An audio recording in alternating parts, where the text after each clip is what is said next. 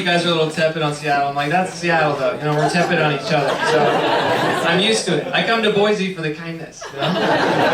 This space is interesting, and the lights are all pink. They're like Grimace themed, and it's gross. My face looks like the milkshake. I like how they were selling this as a temple, and I was like, that's cool. You know, I learned about the Shriners. They're about community engagement, and they want to do philanthropy. But then they used your taxpayer dollars to make like a dive bar bowling alley thing, you know? There's Coors Light, they're pouring it. I saw a used condom in the bathroom, so the Shriners fuck. They wear cool hats, and they get laid, and we're all paying for it. I'm down with that. I'll join that cult, that's cool. We're all gonna die anyway, so that's fun. I'm not gonna lie, I made a gross assumption about Boise. I figured landlocked state, smaller city, you guys are gonna be fat and ugly. That's what I was like, you're all gonna have a gun and I'm gonna be scared and also like not like your face. Very wrong. You guys are so hot out here, it's annoying. Very athletic, attractive group. Give yourselves a round of applause. It's like crazy. It's just a hot crowd. I don't know what it is. Maybe it's the college. I'm like a 6 home. Now I'm a 5 and I don't like it. I just like it. If you squint, I'm a 7, but wise open is 5. I do it. In Boise, at least. I took an Uber here, and I got picked up. It was weird for me, like in an F-150. That's not typical. I don't know if it's a Boise. Do you know the guy? Because it was. I felt like I was getting picked up for baseball practice. My stepdad was mad at me. I didn't like the vibe.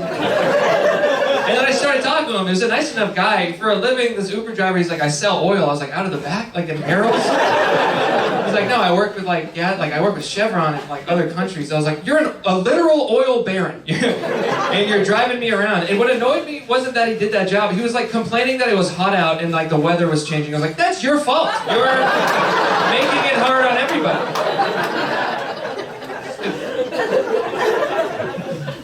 My mom called me today. She was checking on how I was doing.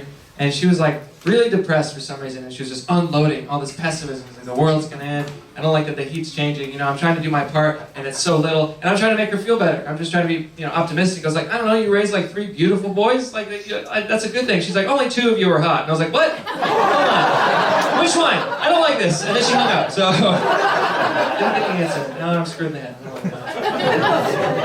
I'm annoyed. My mom called me because she's selling our childhood home, and it's sold. And it would kind of bum me out, because that's where I jerked off for the first time. You know, that's like my trauma space. I don't want anyone to have it. And I don't like that. So like a few weeks ago when I found out, I did actually fly home, and my plan was to like make it harder for them to sell the house. That was my big plan. So I put on a mustache over my mustache, and then I did like a weird voice, even though my mom wasn't there. It's not like anyone knew me. And I just started saying weird things that I knew happened in the house while I was there, so that people were less interested in buying it. And I was like, a little boy lost his virginity in there. That popcorn ceiling really just dried boogers. And I wanted to say things that made people uncomfortable. I was like, there's an Asian family up the street. Something to think about. Just saying. I got a little annoyed because they replaced all our family photos to sell a house with a hotter mixed race family. It was just Vin Diesel holding 8 puppies. And my plan worked, you guys. We sold the house for way less, and now my mom lives with me. So I don't know. I lose and win. I don't know. I flew here. I took a flight from Seattle, and I was sitting next to a boomer on the flight, and I knew I was sitting next to a boomer because he was an older guy who was struggling to connect his Bluetooth headphones to his iPad. And so everyone could hear what he was watching. And he was swiping on TikTok with his palms like a psycho, like a drunk baby in the back. Everyone heard his feed. There was a baby crying. It was very upsetting. I was just like, what's the deal with, I'm walking after the president's been shot. It was just all over the place.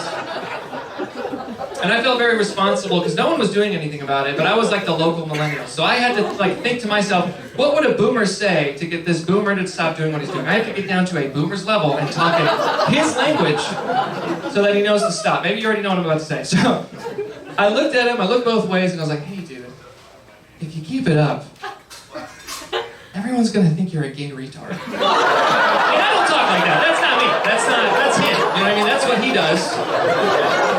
He understood right away. He's like, I'm so sorry, I didn't mean to. I was just... God, it worked. It was worth it. He owns property and I don't. I don't like it.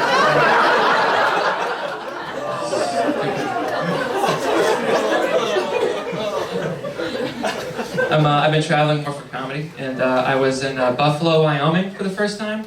And it's a smaller town. It's nice, little salt of the earth. Well, it's bad salt of the earth. You know what I mean? It's just a little... I live in Seattle. It's a little different than what I'm used to. And the people there are very nice, but they're a little more aggressive, a little more assertive. I talked to this guy after the show. He was huge. He was like 6'8", born and raised in Wyoming. And he had this huge flannel. He didn't buy the flannel at H&M. He was born in the flannel. You know what I mean?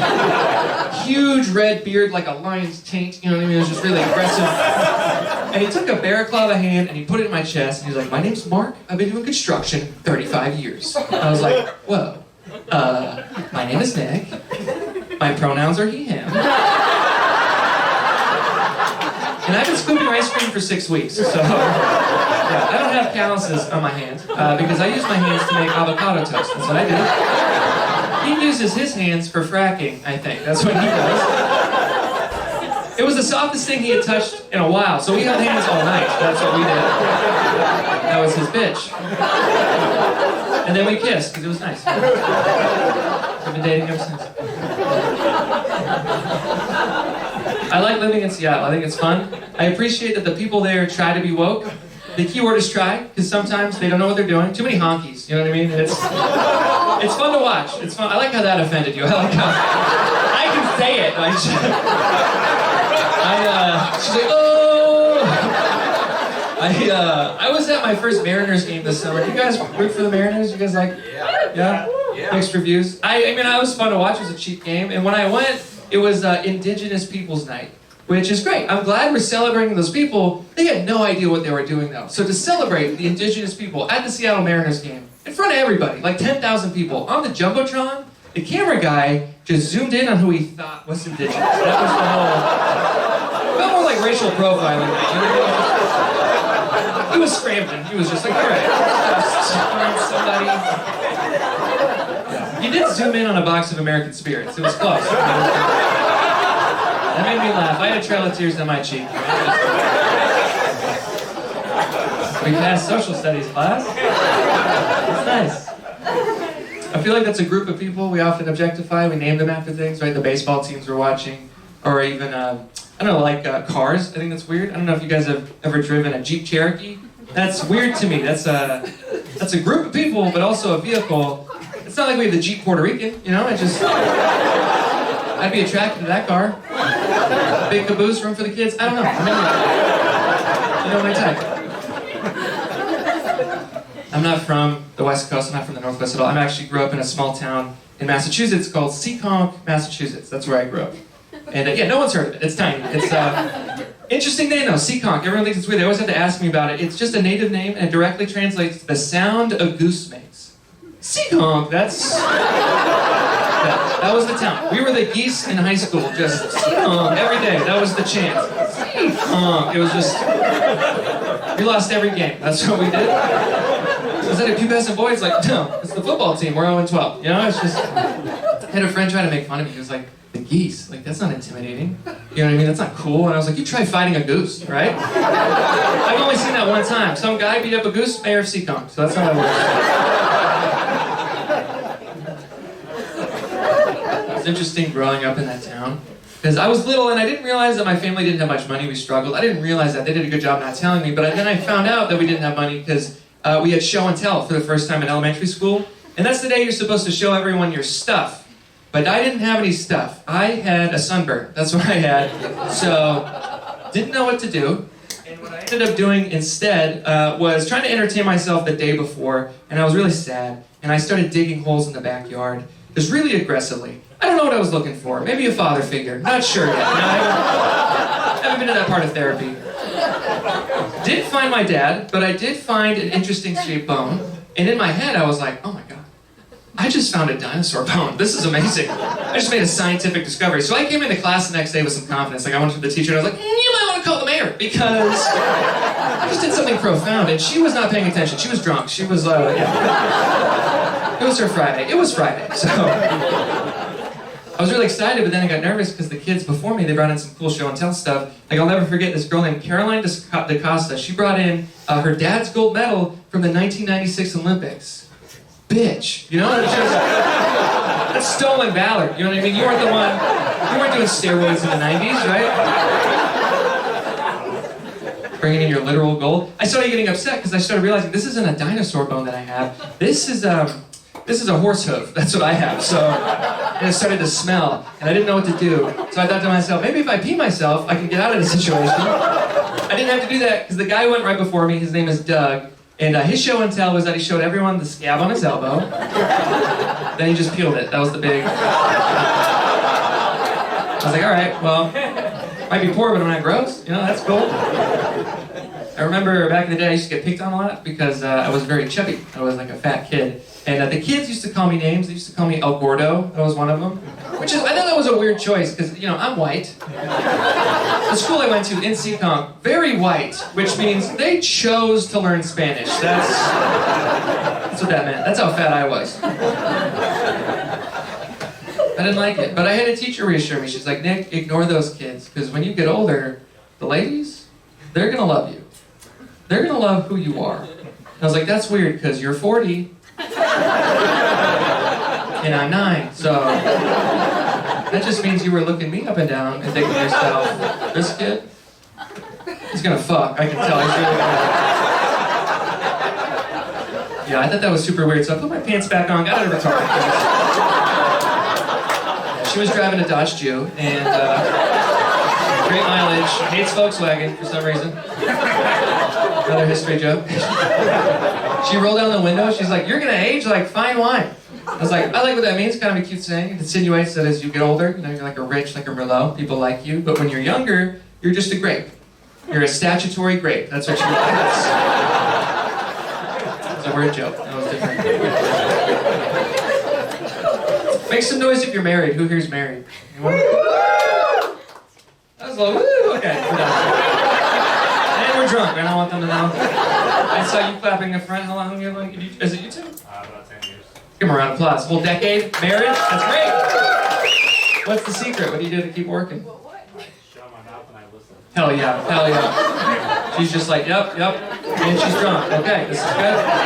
Makes it easy. Usually when I ask people if they're married, they always like refer to the marriage as if they've been to war. It's always like, yeah, I did 2 tours with Karen. I'm like, what's a tour?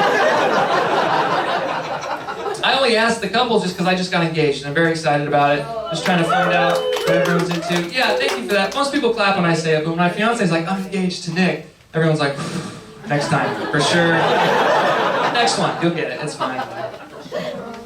I remember I proposed not too long ago, and I wasn't able to experience like the honeymoon phase because right when I proposed, my fiance, she had back surgery. So she was in bed for many months. And that's fine, I was trying to take care of her, but my friends were trying to take care of me. You know what I mean? They were trying to make sure I felt better about it, so they're like, dude, what'd you blow her back?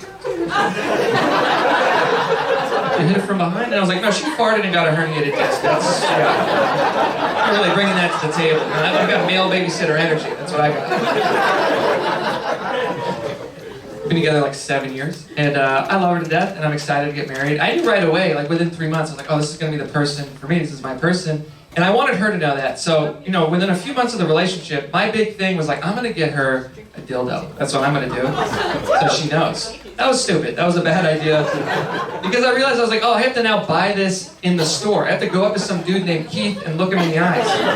He's got a name tag, he's got a polo, and we're both pretending like it's Best Buy. But it's not Best Buy, because he's not selling me TVs. He's selling me the Taco Tickler 3000. That's what he's selling me. It's got Wi-Fi. Wow, that's cool. So I didn't do that. I actually didn't go in the store. What I did, true story, is I went online, and I found out, and for $25 on Amazon.com, you can make your own homemade dildo by using a cast molding kit of your own penis. And I was like, I love arts and crafts. So that one's coming in the mail. I'm very excited for this. So what happens is it comes in the mail, you get this big tube, you get this medium tube, or you get this medium tube. It's clear, there's a hole in it, the clapping hurts my feelings. There's a hole in it, you're supposed to get excited, and you make this concoction of clay, I call it hot chocolate, right? You mix the hot chocolate, and I was on my favorite website at the time, which was BigBootyLatinas.gov. It's a .gov, because they're a federally protected class, right? So I'm mixing the penis pudding. I'm getting some, you know.